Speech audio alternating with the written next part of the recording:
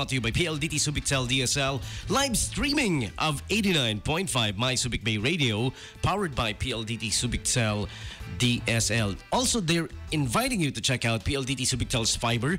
It's the fastest, most powerful internet cause it's fiber. All right, go check it out. Call them up 2522-375 or email sales@subictel.ph. PLDT Fiber now available in Bidiktikan, Kalayaan, QB, and the latest addition to that, the Central Business District area. All right, the CBD area of the Subic Bay Freeport. And live right here at the station right now, we have Mr. Enan and Miss Jaya. They are here to invite you guys to tell you a little bit of something about something new from the SBMA Gender and Development Program. All right, so take it away, guys. Who goes first? Okay. Nagturuan. Bahala kayo. Good morning. Ayan, okay. That's Enan. Hi, good morning, everyone. And that's Jaya. All right. So high. To promote the anti-violence against women and children on November 19. This is another program of the SBMA Gender and Development program of the agency. Okay. All right. That'll be it. Okay, go ahead. So this event will be highlighted by different activities. The first one would be we'll be having a talk show program wherein it focuses on the different laws regarding protection for women and children, and then we'll also tackle things about health and wellness, and of course medical consultation and self-defense. I think Self-defense. yes, self-defense. During the talk show, we're going to have three special guests. Attorney Dennis Puma from the Sandigan Bayan. Sandigan Bayan. And then we'll be And having we- PhilHealth Director Risa Hontiveros. And then people from The Philippine National Police to demonstrate to us how to defend yourself against an attacker. Okay, that's nice. And of course, during the event, we also be having a choral competition wherein students from the different colleges of Subic Bay and Olongapo City will be performing. So far, a lot of schools have expressed their intention of joining. So we're just waiting for them to pass their registration forms, and then. So we'll be having a really good show. And of course, we also have a contest for audiovisual presentations, and we'll be showing them at the show as well. All right. So once again, this will be on November 19. November At 19. the Ayala Harbor Point. And it's open to the public. Yes, everybody it's who open to the wanna public. join. So this is in observance of the National Consciousness Week on anti-violence against women and children. So anti-violence against women and children is a very, very serious crime right now that people tend to overlook. I think we have just a bit of a brief history or background about this program. Okay. If you could imagine, I think it was viral in the Facebook where a child was chained in the neck and is being fed in a dog bowl. And they say they're only joking. No, it's not. It's not a joke. It's a serious crime. It's offensive. Yes, very. It's very, very offensive. No, those are very serious.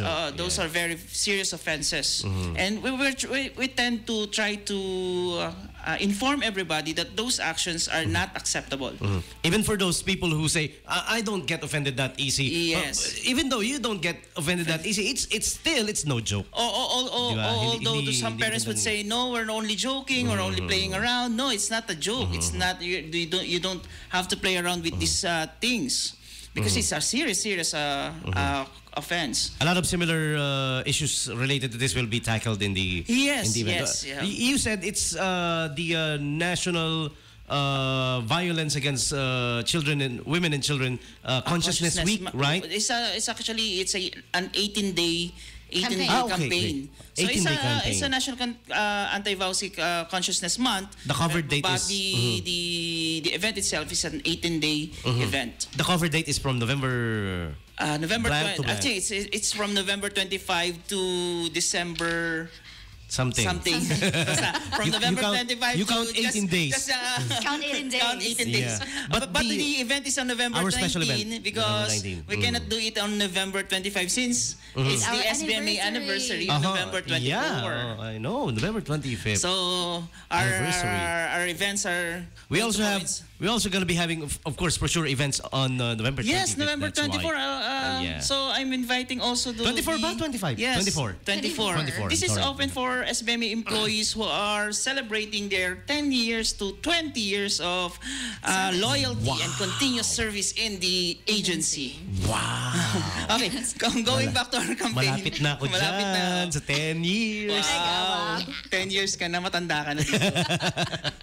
Anyway, going back to the event. November campaign. 19. So, this is open for everybody at the Ayala Harbor Point. We're also inviting again all video enthusiasts who would like to join our contest, the info video contest. Yung mga magaling sa videography. Yes. Yes. You only have to prepare a 3-minute video Okay. highlighting anti-VAUSI or anti-violence against women and children or any gender-related video.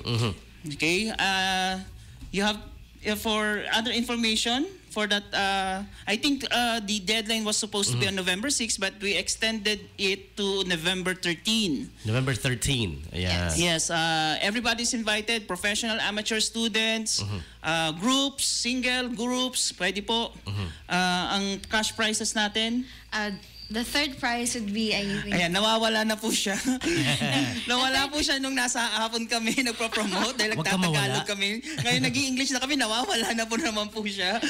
Okay, that's the the- third English prize siya sanay. would be the third prize would be 3,000 pesos. The second prize would be 5,000 pesos, and for the first prize, the winner will be receiving 7,000 pesos. So you can submit as many entries as you can, but just make sure that's only 3-minute video.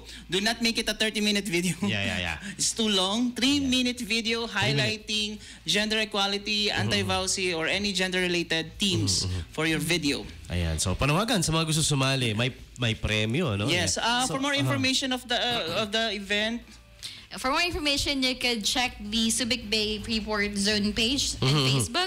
So we Yeah. already posted it there. And then for inquiries, you could call us at 252-4053 or 252-4097. That one's important. Exactly. I was about to ask for people who can't remember all of the details that we're talking about right now.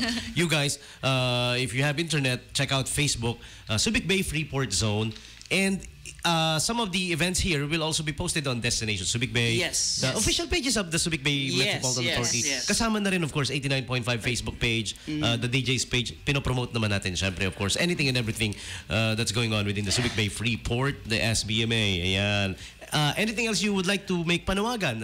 Again, especially event related. Yeah. well, that's our event on November 19. Again, this is open for everybody.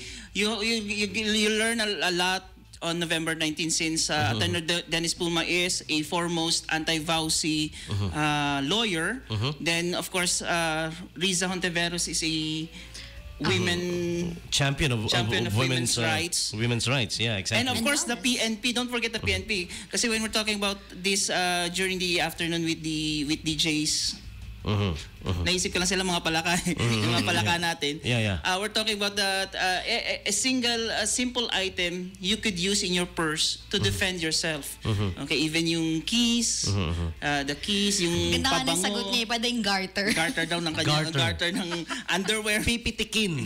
Yun nga, sabi ko, like, Okay, sige. those are simple items that you could Yeah. use to defend yourself when you are on that situation. Being attacked or being attacked. You something, don't need to be a black belter just to defend yourself. So those are things that would be tackled during Maganda yan. the Maganda event. yung mga pag-uusapan na yan. And of course, during the event, then we will also be having booths. Like different companies who would be putting up booths for giveaway freebies or other things. And of course, since nagtackle kami ng different topics regarding health and wellness, and then for legal consultations, I think we'll also be having booths to entertain different questions.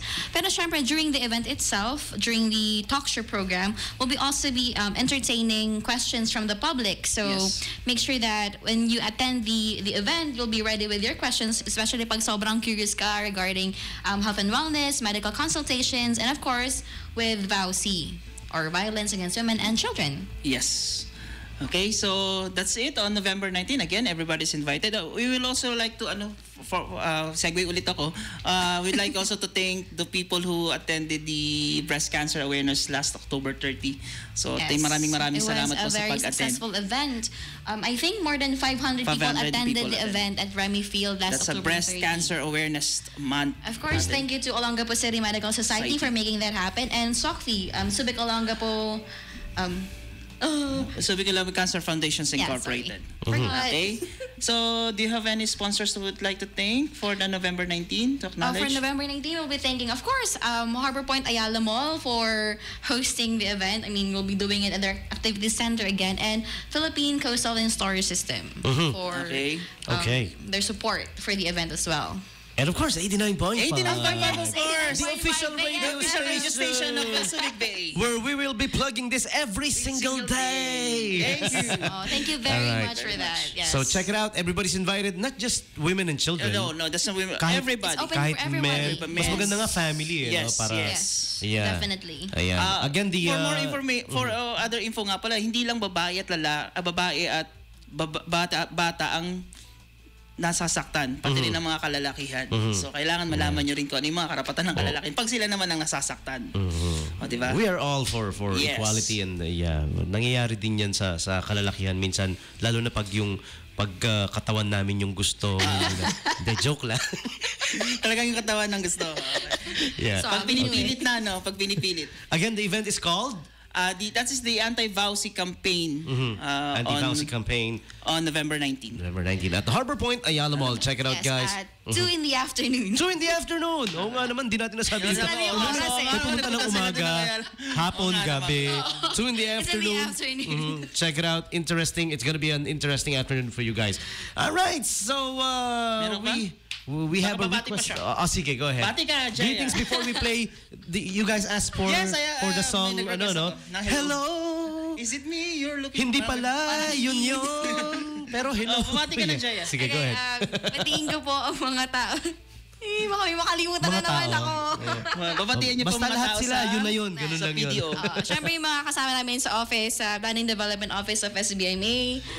Hindi ko na sila mamanggitin. Hindi ko makakalimutan na naman Sabihin mo ako. na lahat. Okay, lahat siyempre, yung aming boss, si Ma'am Amet. Napaka-supportive niyang boss namin. Ma'am Amet, I thought she's coming, si Ma'am Amet.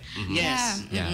I hope she can come one of these days. Tapos si Sir Pax, si Sir Richard, si Ate Mickey, si Ate Sol, si Mami Mel, si Kesep, si Sir Jaime, and si Igan, si Ronald. Okay, so binabati ko rin yung mga ibang mga departments na tumutulong. I think nakikinig sila, PPMT, accounting, seaport, airport, maintenance. May makalimutan ako, sana everybody at SBMA. Everybody at SBMA. At thank you nga pala kay Miss Ron. Thank you kay Miss Ron. Ba't wala si Miss Ron ngayon? Thank you, Ma'am Ron, for the breakfast or lunch? Maya.